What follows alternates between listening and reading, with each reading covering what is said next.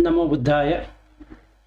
Let us start on the final part. This is part 3 of Jhānavibhaṅga.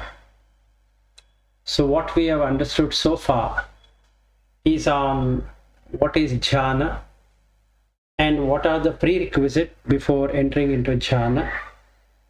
And also we looked into the 4 rupa jhanas.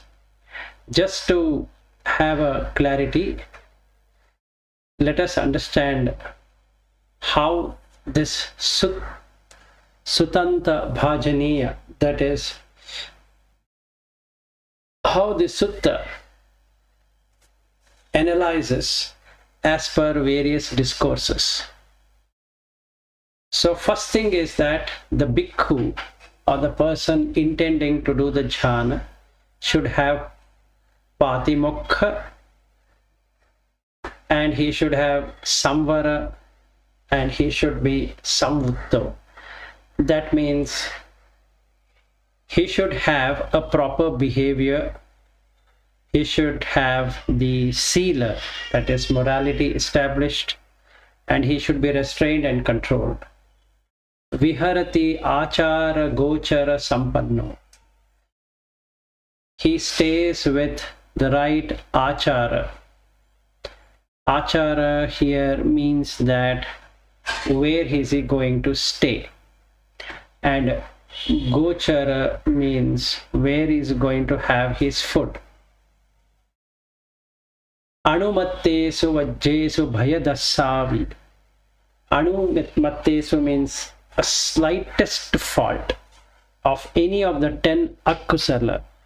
He remembers to remove it, and he is fearful of what is going to happen as a consequence of cultivating that.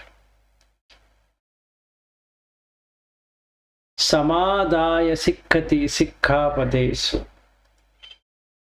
He trains himself in precepts based upon the type he is.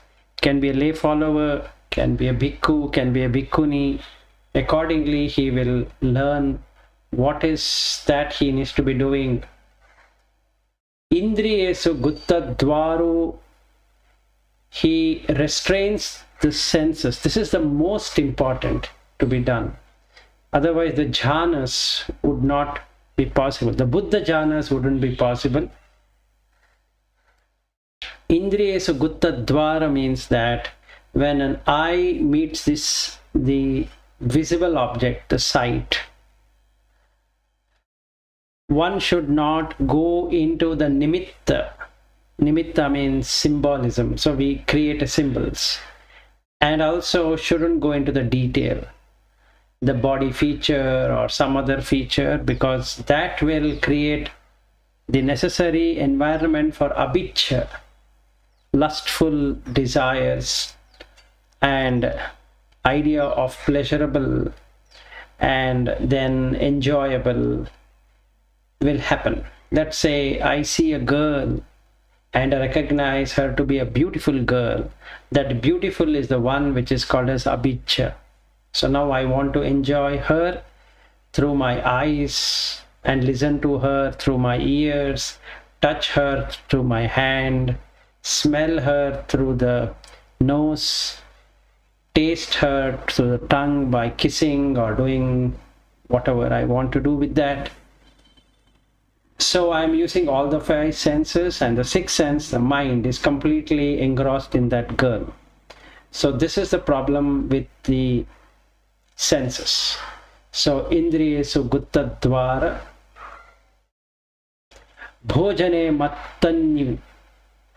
Bhojana means food, like breakfast, lunch and dinner.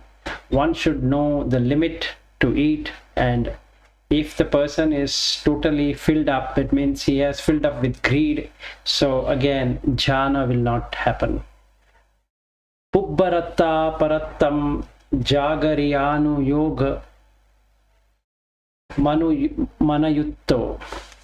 That means he practices vigilance in the morning, afternoon, evening, first half the night, second half of the night and third half of the night in terms of stopping any of the 10 immoral deeds to come into his consciousness. Okay. Satacham nepakkam bodhipakkhanam dhammanam. Satacham means it's a samma vayama, that is the right effort or proper effort. Nepakkam represents the samadhitti, the proper view. And bodhiya pakkanam dhammanam are the 7 bojjhanga factors. Bhavananu yoga manuyutto. Now he is in bhavana.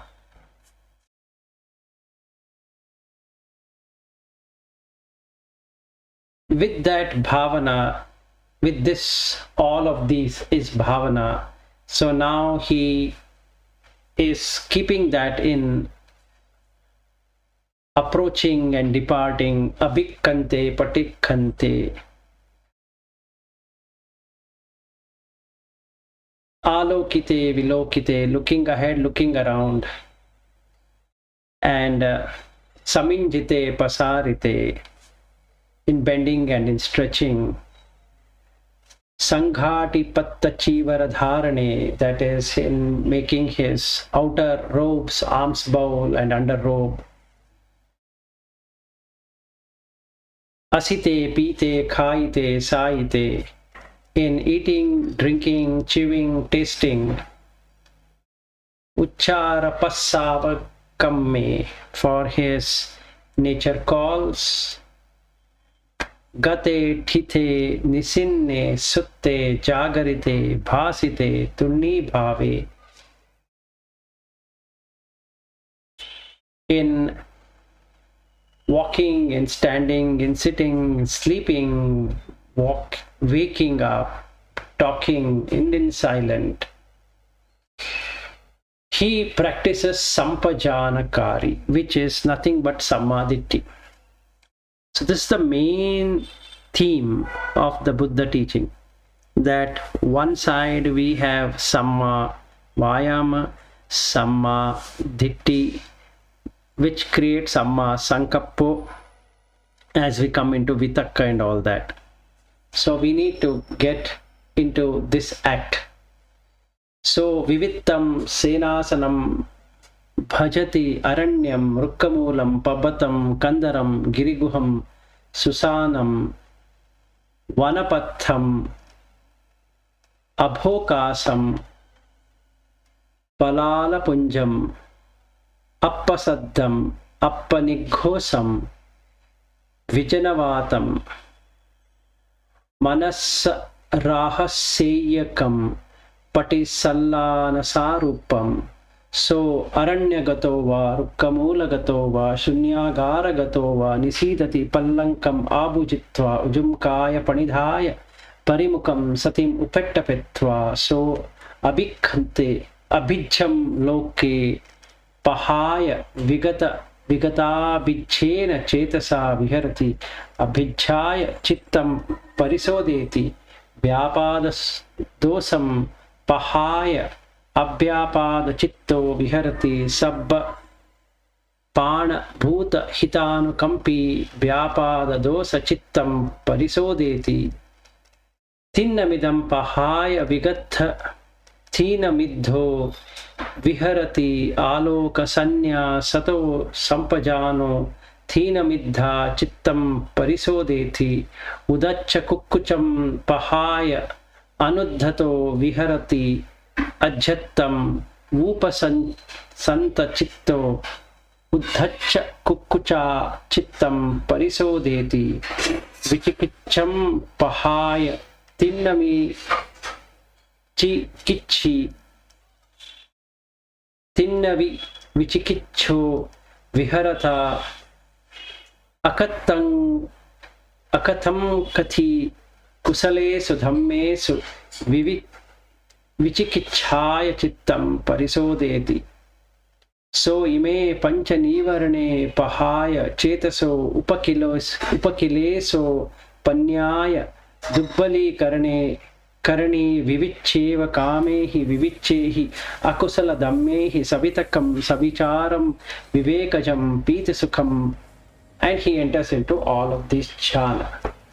What it means is that he approaches a secluded abode, a forest, a foot of a tree, a mountain, a wadi or a hill cave, a cemetery, a remote forest, a desolate place, a heap of straw for making a small home or a hut, having little noise, having little tumult, free from the atmosphere of humans, secret from people, suitable for retirement. He having gone to forest or having gone to a foot of a tree or having gone to an empty place, sits crosswise, holding the body erect, setting up mindfulness in the front.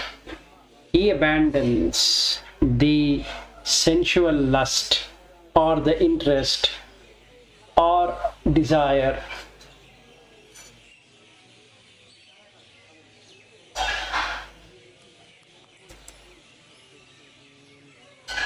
or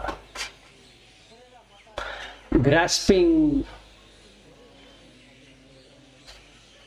or to have an acquisitive or a strong desire for material possession.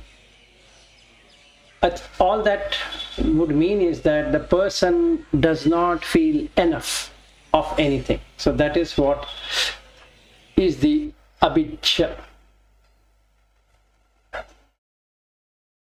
In the world dwells with consciousness of the chitta, freed from the constant thirst of possessing something or the other. He cleanses his chitta of that, abandoning ill will. And here means not only ill will but anger, rage, etc. And antipathy means feeling irritated. He dwells having chitta without that ill will or hate or anger, etc. He becomes compassionate for the welfare of all beings.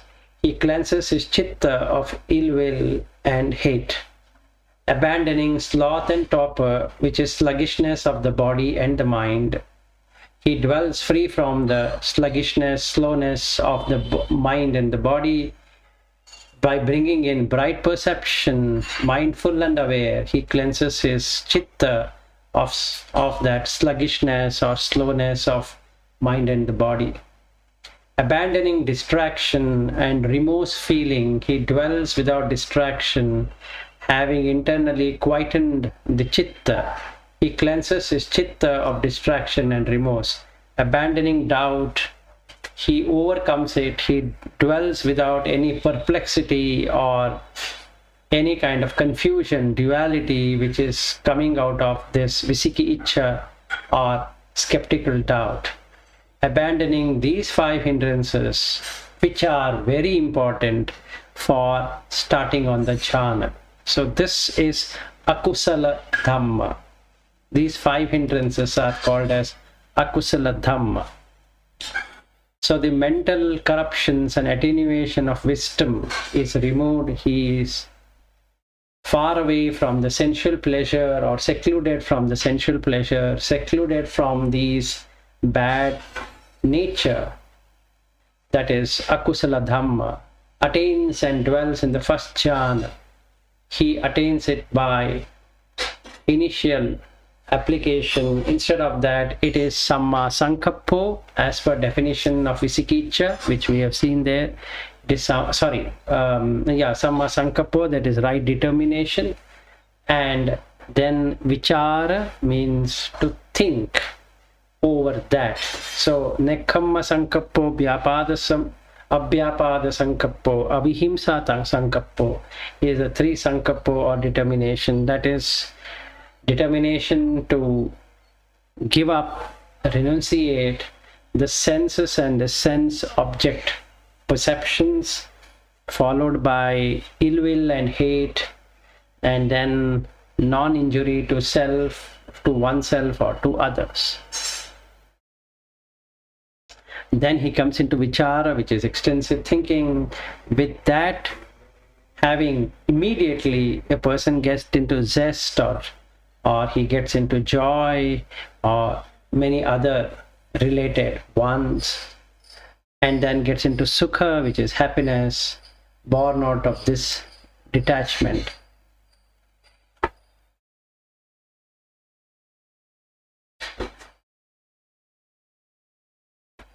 Vitakka vicharam upasamo ajattam sampasadanam chetaso ekodi bhavam avitakkam avicharam samadhijam piti sukha dutiya jhanam upasampajya viharati. So now he comes by inhibiting the samma sankappa. That means he is established in that, and then the thinking is also not required now. So he attains and dwells into the second jhana with the internal purification.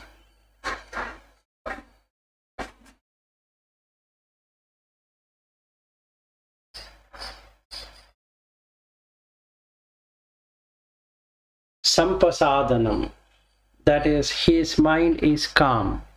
With that, he gets into the second jhana, which can be called as an internal refinement, and then gets into the sukha, and the piti and sukha will be there. Now with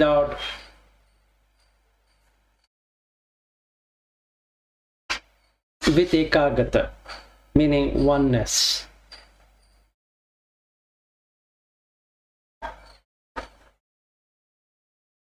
Now he comes into the third jhana,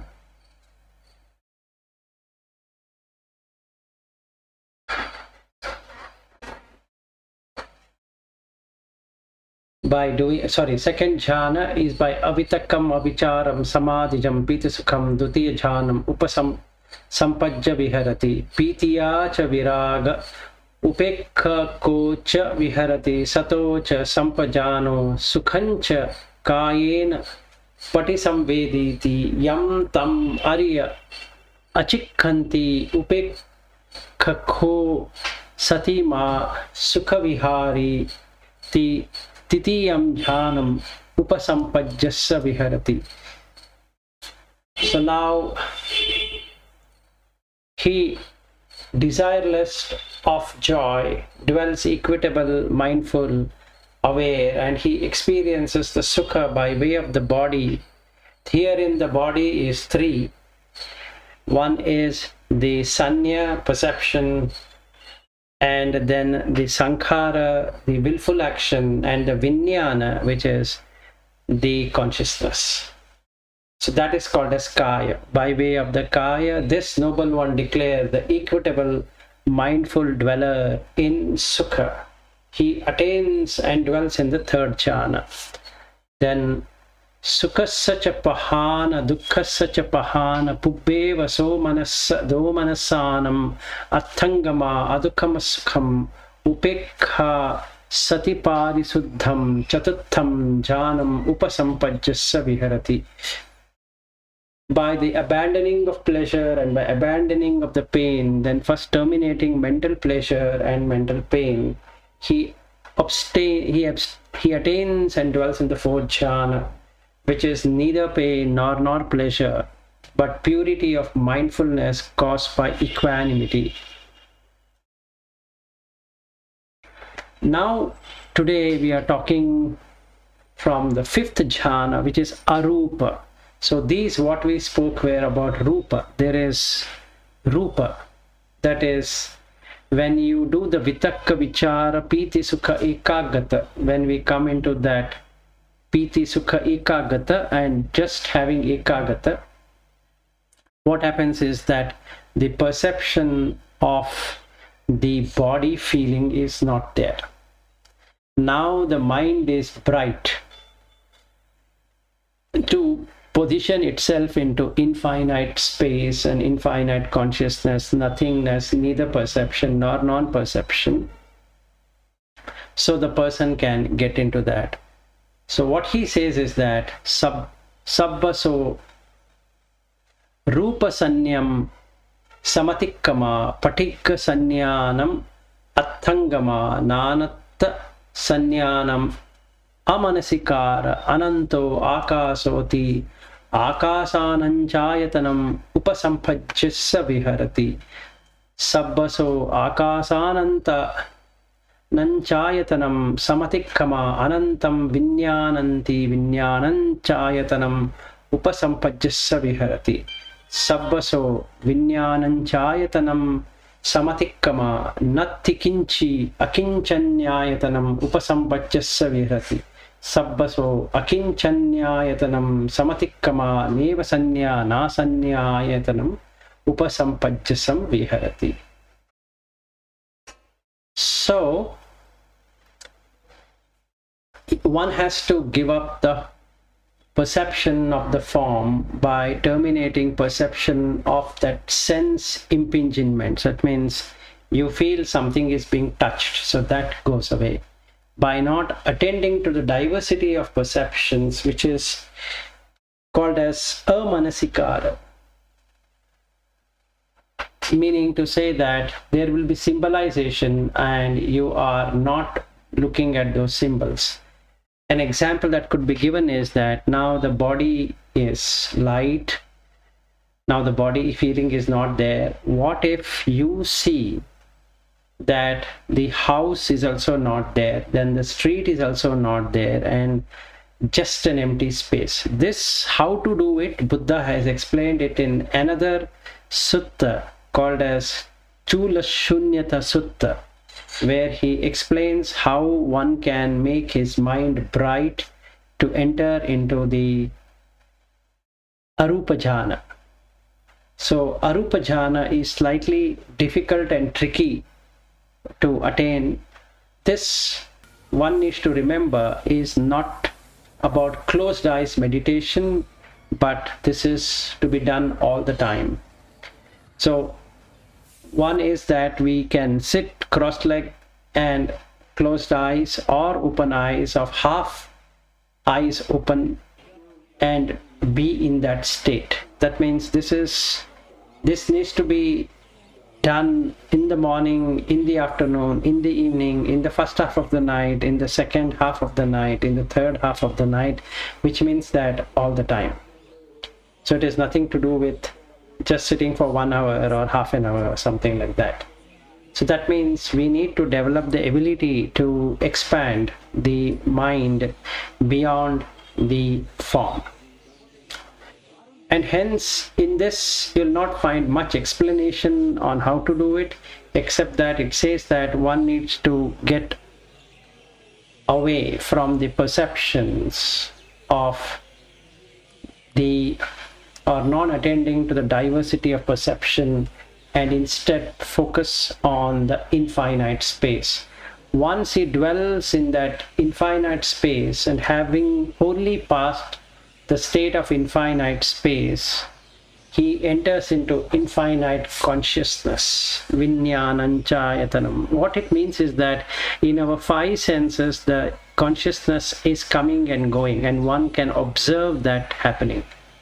And you feel a real still view of everything, and that is what is called by infinite consciousness. This you can feel it or see it when you are not really closing eyes and doing it. Even while walking, you can do it.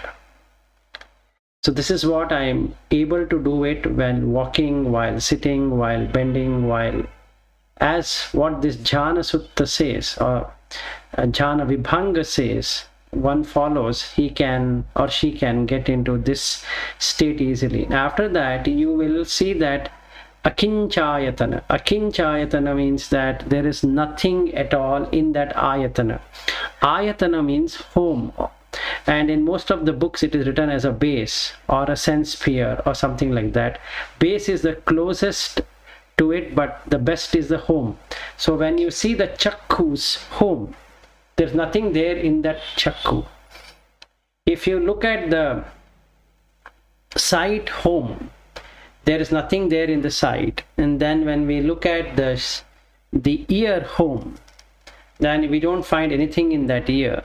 And when we come to the sound home, there is nothing that in that home. So it is nothing. That is why it is reason it's called as akincha ayatana. Akincha means there is nothing at all. There is no thing. Instead of calling nothing, it's better to be called as no thing worth to see or hear, touch, taste, smell, and think, because they all are arising and passing away. So when you watch it through consciousness, through vijnana, you can see that all of these are passing away and arising, passing away and arising, and ultimately nothing arises and nothing passes.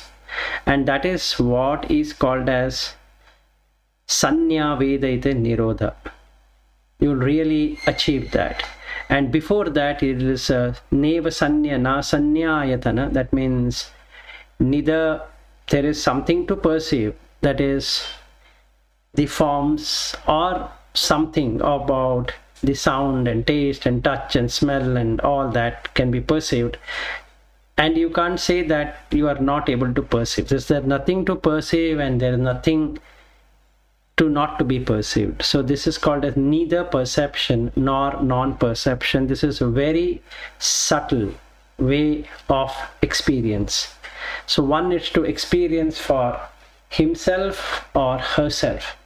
So it automatically goes there. So once you go into the home where the chakku and the rupa, sota and the shabda, ghana and gandha, jivha and rasa, kaya pottabha, mano dhamma, there is nothing in that home. Immediately you will get into neither perception nor non-perception. Immediately, in the sense that even while walking, you are able to be established in that. When you are watching someone, you can be established in that. You don't feel anything worth to feel. That means the perception is the intellect and the feeling is the mind. So both the mind and intellect let go of that symbol. So when the symbol is not there, amanasikara nimitta. Nimitta means symbolization. So there is no further symbols to go behind. Then one enters into neva sanya na sanyayatana. Ayatana is the home. So now you are in a home where you cannot say there is nothing to sense, nor you can say there is something to sense. This is a beautiful experience to have. And you can do it if the dasa akusala is completely established. Number one, the abhiccha, vyapada, thinamida, udacha, kukkucha, visiki icha is taken care. Even in the Mahavedala Sutta, Sariputta explains on how to achieve this. So 5 things have to be removed to gain 5 things. So this Kamachanda, also called as abhiccha, vyapada, thinamida, udacha, kukkucha, have to be removed to get these 5 things.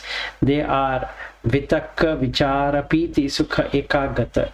Vitakka represent the samma sankappo, vichara representing thinking, piti creates itself a piti sambojjhanga, which is nothing but full of joy of having to see that the immoral deeds are almost eliminated. The immoral are the 10 of them, 3 done by the body, 3 done by the mind, and 4 done by the speech.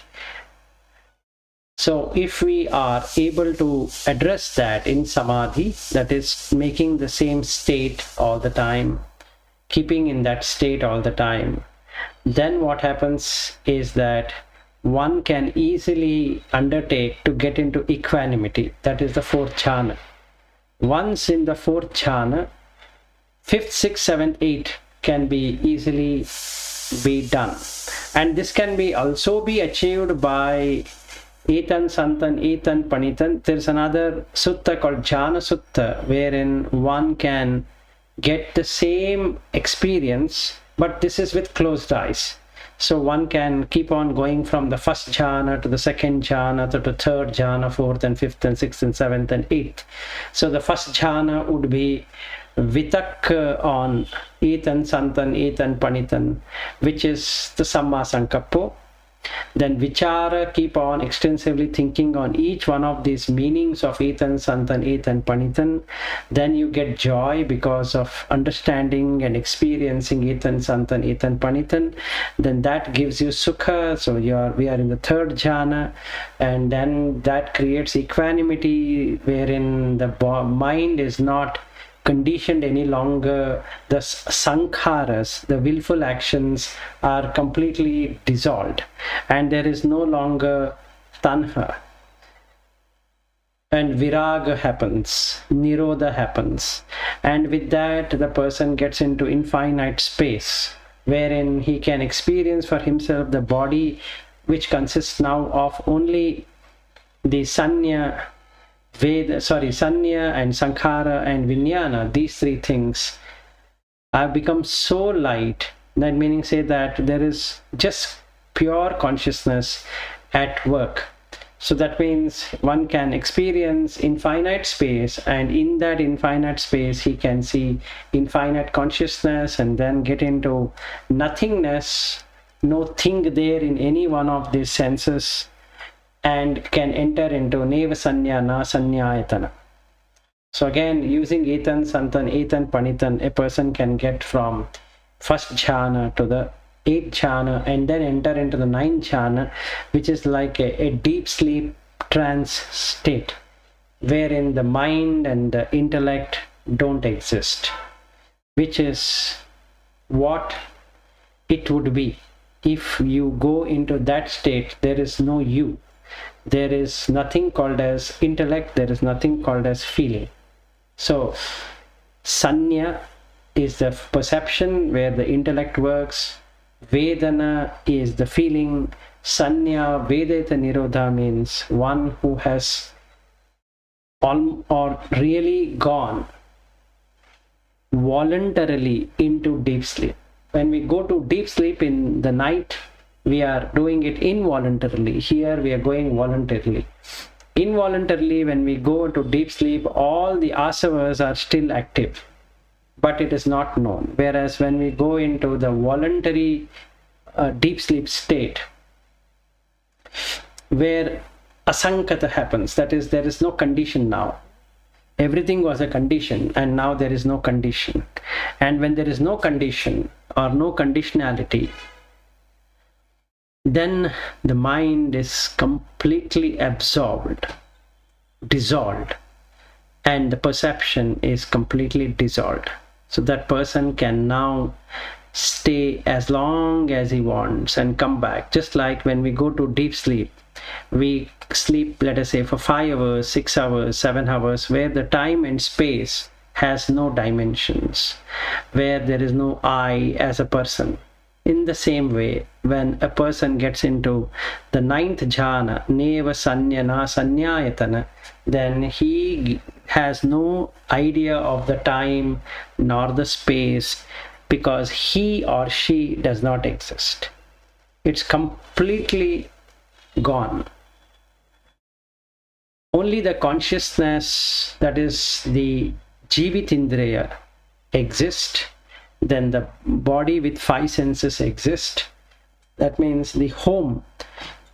Chakku has a home, Sota has a home, Ghana has a home, Jiva has a home, Kaya has a home, Mano has a home, but it doesn't have the sight, sound, taste, touch, smell, and thoughts. And in this home, it lights up. So the consciousness lights up each one of these indriyas or ayatana, the home. Now, since it lights up, the body becomes illuminating. A slight illumination can be seen. And the person, when he returns back from that state, he or she would be completely rid of all asavas. So now you can see the asava kaya jnana appearing. So this is what is explained in detail in the Mahavedala Sutta, and also little bit explained in the Chula Vedala Sutta as well. So Majjhima Nikaya 43 and 44, we can get this experience of Chula Vedala Sutta and Mahavedala Sutta along with Vibhanga if we were to read. And we will come to see how to attain the Arupa Jhanas. And also, if we come to the Vibhanga, it tells us how to get into the Jhana itself. So Jhana definition is, as per the Vibhanga, is Vitakka Vichara Piti Sukha Ekagata. It has got nothing to do with closing eyes and sitting and all that. It is just Vitakka Vichara Piti Sukha Ekagata. Vitakka means Samma Sankappo, Vichara means thinking on that. Piti is Piti Sampujjhanga, which will be the joy, what comes after Vitakka and Vichara. Sukha is Arya Sukha. There's an explanation regarding Arya and Sukha, both in this.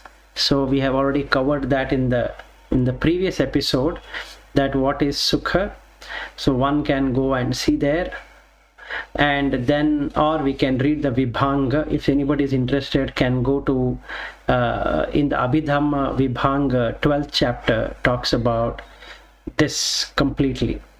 So if one is very much interested, can go through that. And Ekagata is oneness.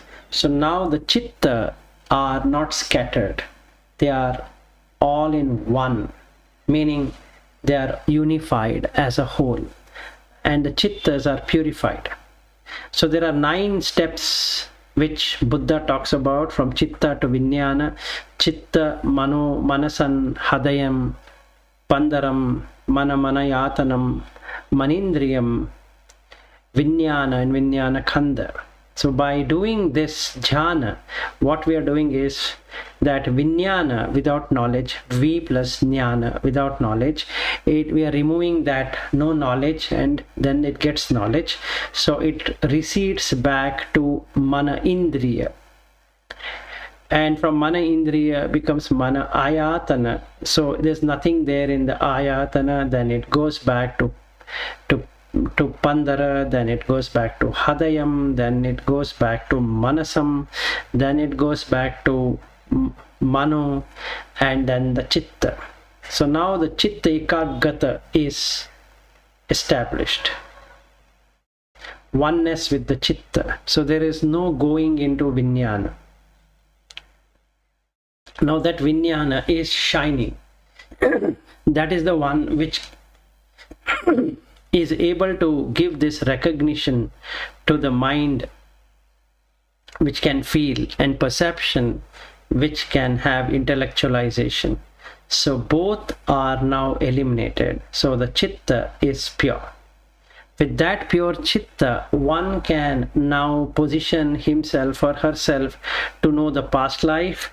So Pubbe Nivasati Jnana, then the person can get into knowing where the beings are being reborn after losing their body, all the beings in whichever realms they are in, and also one can see all the realms of existences, plus he would or she would know the Asava Kaya Jnana. Then he'll get into seeing Dibya Sota Dibya Chakku. Dibya Chakku means divine eyes, Dibya Sota means divine ear. So this happens automatically when we come into Manasam level. So the idea is to remove the impurities or the asavas from Vijnana to Manasam. So I think with that we are ending the journey of this fantastic sutta, which talks about It's not a sutta, it's actually a discourse on sutta, and it now goes into Abhidhamma. I don't want to cover the Abhidhamma because it is very complicated in terms of various things that should have happened, and there is a mention of Kasina and all that, so get into distraction. But with the Sutta Bhajaniya, the discourses which were covered in the suttas and a summary of that, an explanation or an exposition of that would be sufficient for us to get into all the 9 jhanas without any problem. In this, he explains about the 8, but then he talks in the Mahavidyala Sutta, Chula Vidyala Sutta, Samanyaphala Sutta, and Dhānavibhaṅga Sutta, and many other suttas where how to attain the 9th jhana.